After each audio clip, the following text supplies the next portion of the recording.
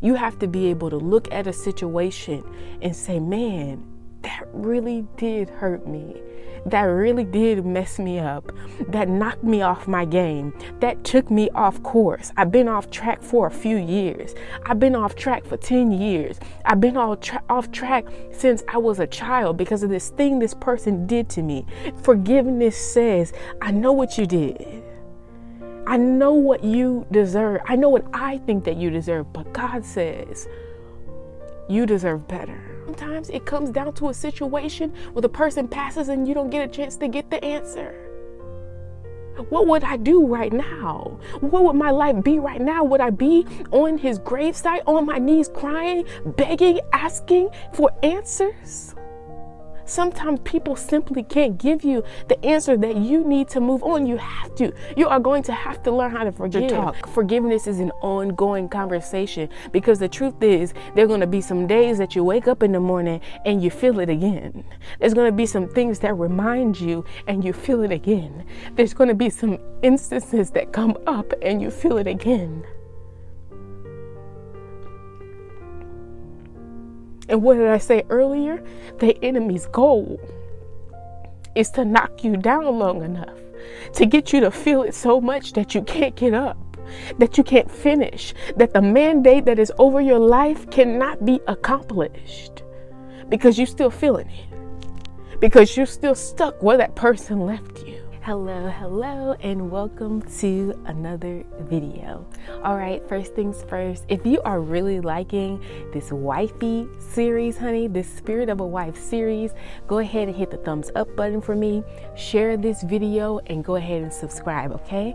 So today we're going to talk about not my favorite topic, not really my favorite topic, but if you believe that once you get a ring on your finger, okay, that the process of having to process pain and having to forgive others is something that you no longer have to deal with, honey, we need to come back. Come on back over here. We need to speak to each other, okay? Because arguably, marriage is an area that you have to do that a little bit more. Before I got married, I wasn't really worried about forgiving nobody for what they did to me. Not that much. You know why? Because at the end of the day, you could go on and you could find somebody else, and I could do this with someone else. I don't have to stay here and fix anything. But what happens when the pain, you know for a fact that the pain, that the areas that you need to forgive is not enough to walk away? Oh my God, it's not enough to walk away. It's you know for a fact, you can feel it inside of your being that God says, this is the place I need to work on you from. Let's get into it on today, okay? So pain is really, I've set a long time. I've had to think about a lot of pain in my life. In different areas, not just as it relates to marriage, but all of these things can tie greatly into marriage, and that's why I'm sharing them here. Pain and trauma is really a fight in your mind for your sanity. When something happens to you, when someone does something to you that causes you to need to forgive them and causes you to have this painful, like you get your heart broken, what it really is a fight for your sanity. Okay? It's a fight for your sanity. And the goal of the enemy is to get you to stay in the position where you fight for your sanity for so long that you literally are knocked unstable.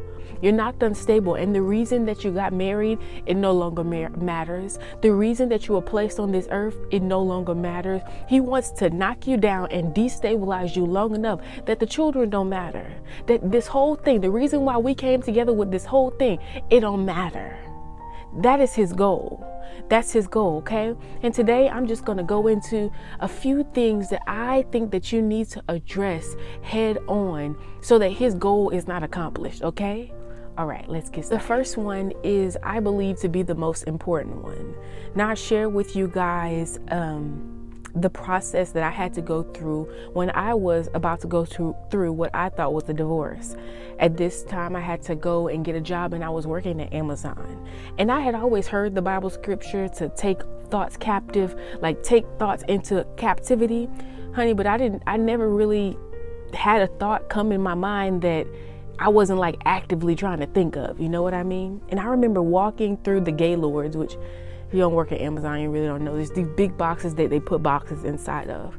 I remember walking through there with the pallet jack, and all of a sudden I just got a flood of thoughts in my head that were literally cruel. They were cruel, they were mean. They were not only mean thoughts toward my husband, but they were mean thoughts towards myself, and they were all the worst case scenario. And it kept happening. It happened all day long, and it happened the next day and the next day. And I noticed that these thoughts started to take me captive. Like, these thoughts kept happening. And I go home and I pour myself a little margarita, and I leave them thoughts alone with the margarita, and then I wake up in the morning and the thoughts were back again. And I said, well, what was that about? And a long time had passed, and I actually got some revelation on what those thoughts were about. But in the moment, I literally was about to scream, like, okay, y'all need to stop it here. Like, what is this? Stop it. I have a video for you guys on taking thoughts captive. What do you do with painful thoughts? And I urge you, if you have not watched that video, to go and watch that video before while you're completing this series of videos, because I feel like it's very important. But to take your thoughts captive in a situation like this, when you've been traumatized, when there's been something in the marriage that you must forgive, that you must, I don't want to say forget, that you must move past. To take thoughts captive is so imperative, because the thoughts are the crossroads where the enemy will take to plant seeds. You know that they could be very, very small situations. It literally could be anything. He could plant seeds anywhere, and he tends to do it very frequently in the time when you are having bad thoughts that keep you ruminating, okay? So you must learn to take thoughts captive. All right, and the next one is, you must learn to confront yourself, and you must learn to confront others. If you can't confront yourself, you got issues that you've been dealing with since your childhood. And all of these issues, all of a sudden you got married, and all these issues is this man's fault. There's a problem with that. You need to be able to look yourself in the mirror and say, I got a problem. I have a problem with overthinking. I have a problem with jumping to conclusions. There may be a reason that you have come to develop these problems, but you need to be able to confront yourself and say, this is my junk. Some of these things don't belong to our spouses, to our partners. Some of these issues are ours. Are you willing to learn to confront yourself? Because let me tell you, if you have a problem confronting yourself, you'll have a problem confronting others. And when I say to confront, I don't necessarily mean to be confrontational in the sense that it's bad. I'm not talking about yelling, screaming, popping off the handles. That doesn't work. That doesn't work in marriage, because at the end of the day, the environment that we create, especially as women. I'm not a man, I've never been a man, but I know the environment in the home is one that the wife creates. Are you willing to create an environment that holds us accountable, both yourself and your husband? That is definitely something to think about. This is the last point that I want to make, and I can't, through this screen, I don't even think in person I could relate to you how important it is to learn to forgive, because forgiveness is not something that comes easy. Forgiveness says, I know what you did to me. I know what I want to be done to you. But God says you deserve better than that. Forgiveness, in true forgiveness, in true form, you have to be able to look at a situation and say, man, that really did hurt me. That really did mess me up. That knocked me off my game. That took me off course. I've been off track for a few years. I've been off track for 10 years. I've been off track since I was a child because of this thing this person did to me. Forgiveness says, I know what you did. I know what you deserve. I know what I think that you deserve, but God says you deserve better. And forgiveness releases you to get better. Releases you to get better. The other person may never get better. They may never get better. But it releases you to get better. I share with you guys that my son's father passed away when I was a teenager. And we haven't gotten into all of the things that happened during the course of that relationship, but it was very tumultuous, to say the very least. And I walked away with a lot of lessons and a lot of scars, honestly. But when he passed away, I didn't hold any of those. I wasn't going to share this, but I'm going to share this. When I walked away from the relationship, and I told you guys, the last time I saw him was the time that he asked me, did I want Taco Bell? And I left the home that day, knowing that this was it. Like, I'm never coming back here. I'll never talk to him again. I'll never see you again. I knew that for certain. And he would write me letters. He would write me letters when he went to jail.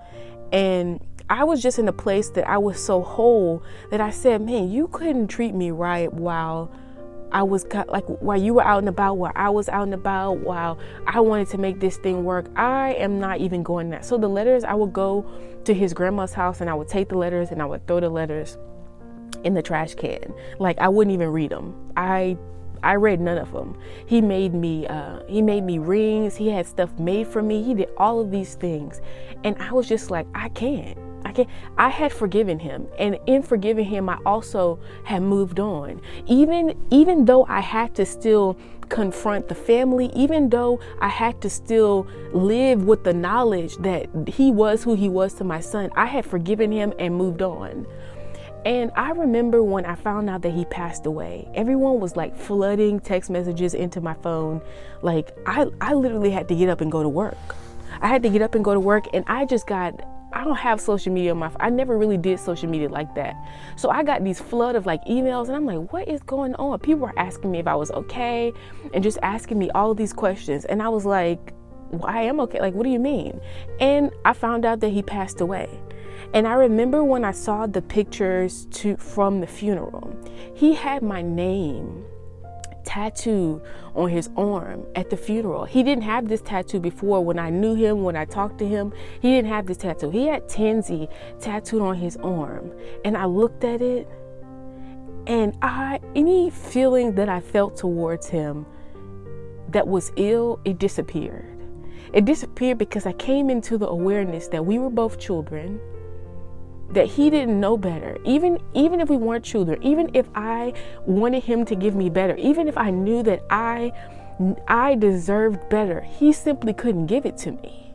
And in his own little twisted, weird way, he gave what he could. And even though what he could give me wasn't enough, he still gave it. I had to forgive him, to free him, to live out the other days of his life. And man, am I so glad that I didn't go back and literally try to demolish this man with my words, to demolish his character with my words during the short time that he had left to live, because it was literally like 4 years later that he passed away. So I say to you today, you've got to forgive. What if you never get the chance to ask the person, why you did this to me? Like, I get that sometimes people don't pass away and they're living, and you're saying, well, no, it's your husband and you have to live in the house with him, and you really want these hard down answers as to why this happened. Why did this person do this? Why did it have to end like this? Why did you do that? Why did you go off with her? Why did you go off with him? Why did you do this? And I get how we want all these answers, but the truth is, sometimes it comes down to a situation where the person passes and you don't get a chance to get the answer. What would I do right now? What would my life be right now? Would I be on his gravesite, on my knees, crying, begging, asking for answers?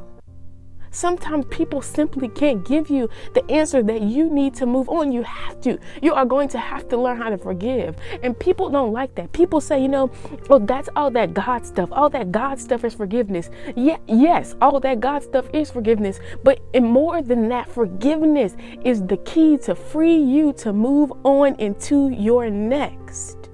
When you do not forgive, your words, they turn into bullets to the person's soul. You don't forgive your husband, your words become bullets to his soul. Every word laced with bitterness, laced with unforgiveness. Every word that comes out of your mouth, laced with the possibility to to just tear down and destroy. Is that the kind of household that you want your children to live in? One that you destroyed. One that you destroy with your mouth. And I do understand, and I probably will have to do a talk. Forgiveness is an ongoing conversation, because the truth is, there are going to be some days that you wake up in the morning and you feel it again. There's going to be some things that remind you and you feel it again. There's going to be some instances that come up and you feel it again. And what did I say earlier?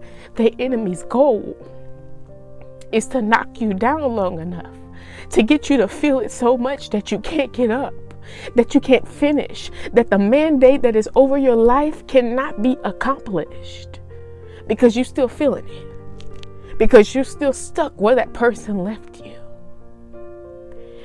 I want you to put on your big girl pants.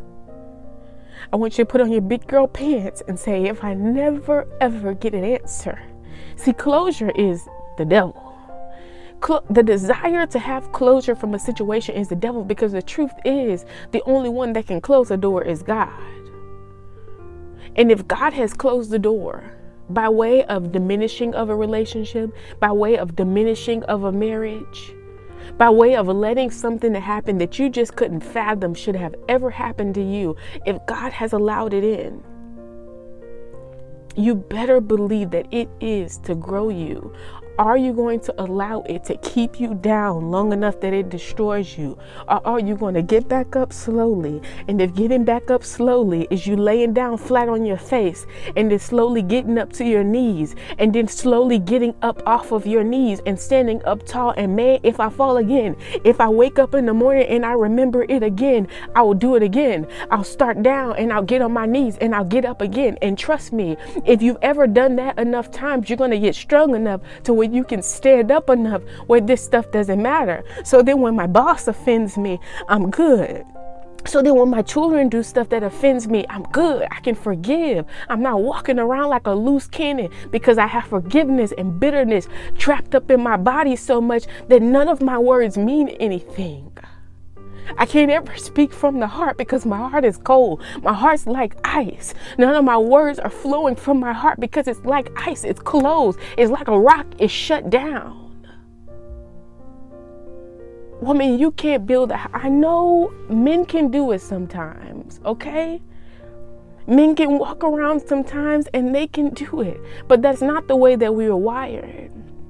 The nurturing that your children need, the nurturing that your husband needs, it needs to flow from your heart. Your relationship with God is going to need to flow from your heart. Your relationship with other people is going to need to flow from your heart. And you can't do that if you haven't forgiven. All right? I hope this video helps someone. I definitely started off this video with every intention to teach it, and then I let the message flow from my heart to yours. All right? I'll see you guys in the next video.